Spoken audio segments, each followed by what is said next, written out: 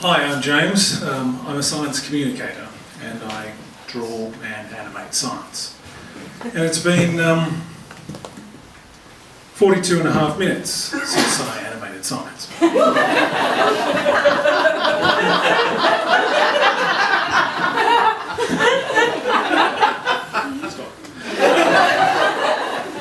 I say science communicator, but as my accountant indelicately pointed out to me earlier this week, mate, I think for the purposes of taxation, we're going to have to refer to you as an artist. No!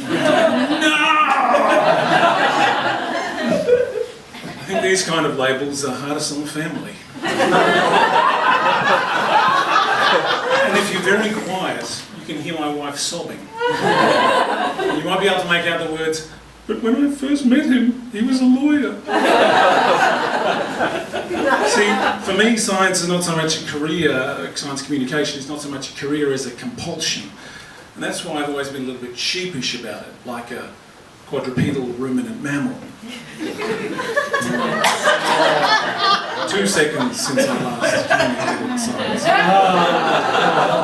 Well, what I've realised, working as I do at this junction of science and art and embarrassment, that I can talk about difficult subjects in a different way. Now, I'm not going to wage the same wars that many of you do every day about climate and sustainability. Instead, let's take these ideas for a test drive on a slightly simpler, smaller, stranger subject, an affliction of the design community. You may realise that people see faces in things, pouty post boxes or happy houses or pieces of toast that look like Jesus. It's called pareidolia.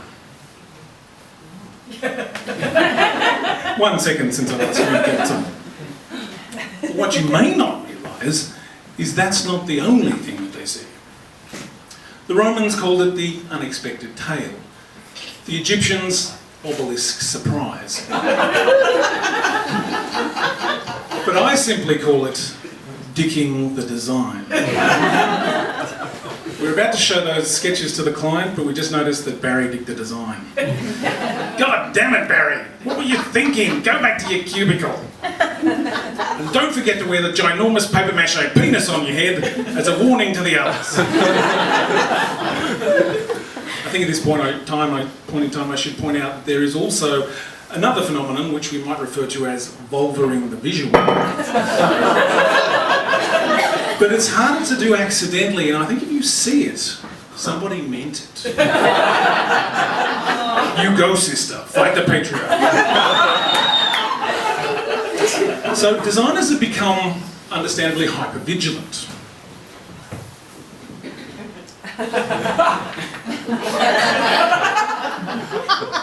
No more long, thin mushrooms.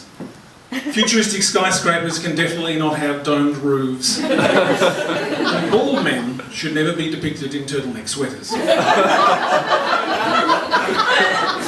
I thought this could never happen to me, but recently I designed a logo and everyone was very happy.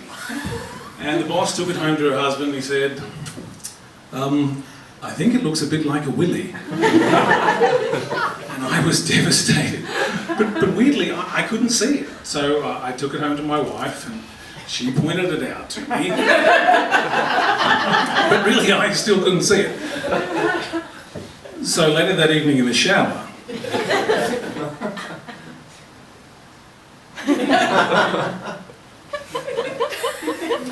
No, I still couldn't see it.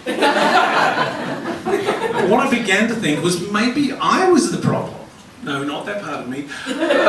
Maybe the fact that I was a science communicator was the problem. That I had in some ways seen too much. It wasn't that I couldn't see a willy, but that in some ways I always saw a willy. Let me explain. Weird animal dicks crop up in science far more often than your average religious school career guidance counsellor realises. Consider the duck dick. Corkscrew shaped to thread the labyrinthine vagina of the female duck. The echidna penis has 4 heads. Lizards have hemipenes, which are sort of these lumps with spikes all over them.